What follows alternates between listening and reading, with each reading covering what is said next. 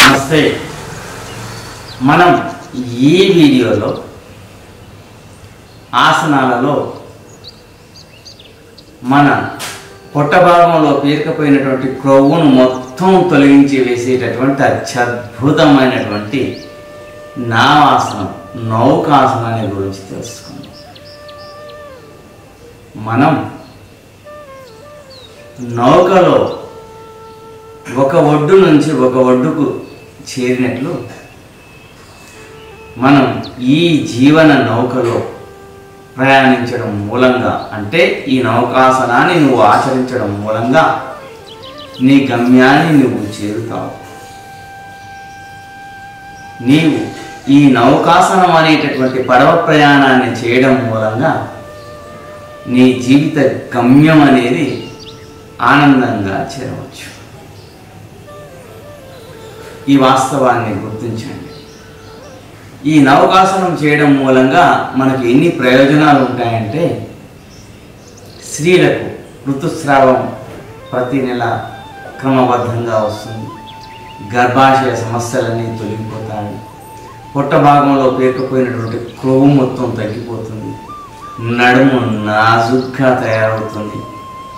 అదేవిధంగా పురుషుల్లో పొట్ట భాగం, నడుము భాగంలో పేరుకుపోయిన క్రొవ్వు అంతా తొలగిపోయి జీర్ణాశయ సమస్యలన్నీ తొలగిపోయి ఎంతో అద్భుతంగా ఉంటుంది. మలబద్ధక సమస్య తొలగిపోతుంది, గ్యాస్ సమస్య తొలగిపోతుంది. ఇలా రకరకాలైనటువంటి సమస్యలు తొలగిపోతాయి. ఒక వాస్తవాన్ని గుర్తించండి.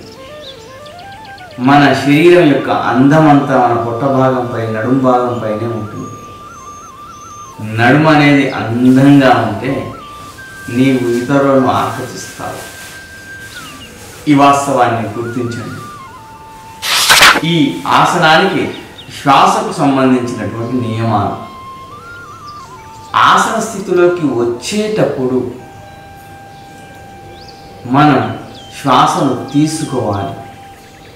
ఆసన స్థితిలో ఉన్నప్పుడు దాదాపు ఆసన స్థితిలో 30 సెకండ్ల నుంచి 1 నిమిషం వరకు ఉండవచ్చు. ఆ విధంగా ఉంటేనే మంచిది. ఆ విధంగా ఆసన స్థితిలో ఉన్నప్పుడు శ్వాసను కుంభకంలో ఉంచడమే మంచిది. శ్వాస స్థితి సాధారణ స్థితిలో ఉంచకుండా శ్వాసను మొత్తం లోనే బంధించి ఉంచడమే ఎంతో ఉత్తమం. ఎందుచేతనంటే ప్రాణాయామాలలో కుంభక ప్రాణాయామమే ఉత్తమమైనది కాబట్టి. ఆ తర్వాత యథాస్థితికి వచ్చేటప్పుడు మనం శ్వాసను వదిలివేస్తూ యథాస్థితికి రావాల్సి ఉంటుంది.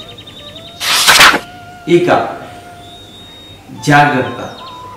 వెన్ను సమస్యలు ఉన్నవారు ఈ ఆసనాన్ని చేయకూడదు.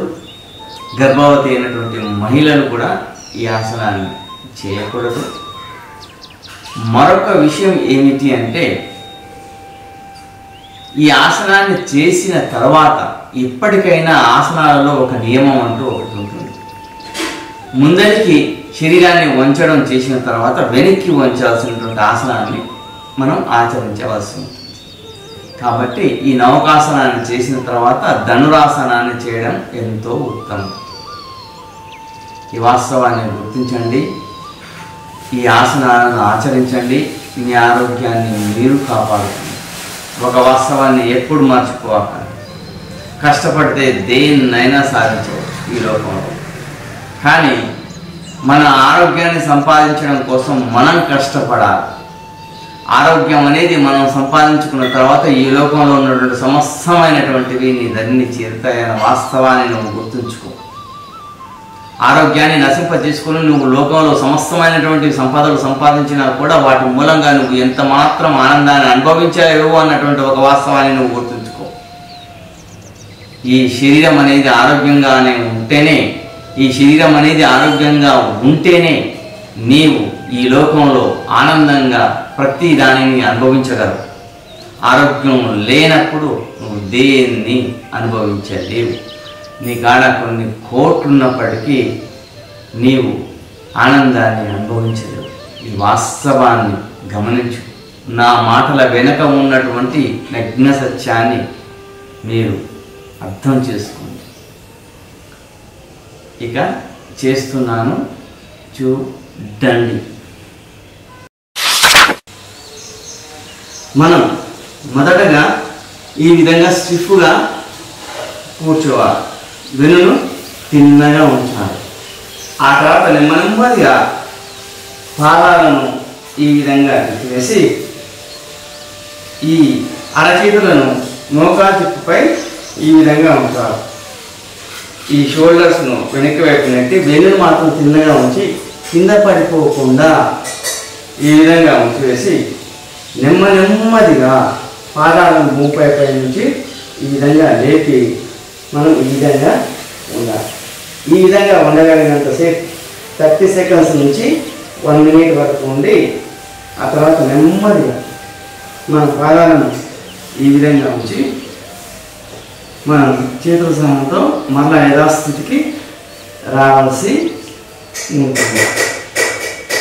మనం ఈ విధంగా కూడా నవకాసనాన్ని సిద్ధింప చేసుకోవచ్చు.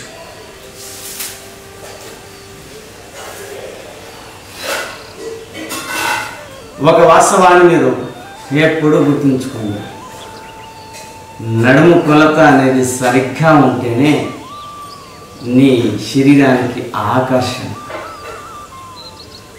ఏ వ్యక్తినైనా ఇతరులు ఆకర్షించాలి అంటే మొట్టమొదటగా అతని నడుము కొలత అనేది సరిగ్గా ఉండాలి. నడుము కొలత సరిగ్గా